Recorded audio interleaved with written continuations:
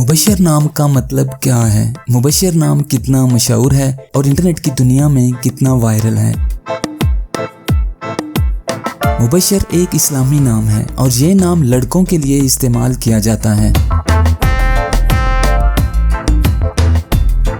मुबशर नाम का मतलब खुशखबरी देने वाला है। मुबशर की इब्तदाई तारीख अरबी जुबान से निकलती है।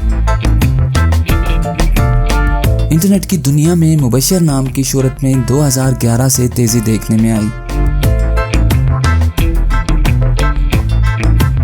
पिछले 15 साल में आप मुबशर नाम की शोहरत और ट्रेंड्स का ग्राफ स्क्रीन पर देख सकते हैं। मौजूदा डेटा के लिहाज से मुबशर नाम 2012 में वायरल रहा और मकबूलियत की हदों को छूने लगा। मुबशर नाम पाकिस्तान, यूएई और सऊदी अरेबिया में बहुत पसंद किया जाता है और कसरत से इस्तेमाल में है। अगर आपका नाम मुबशर है तो कमेंट्स में अपना पूरा नाम लिखें ताकि हम आपके लिए अलग से वीडियो बना सकें।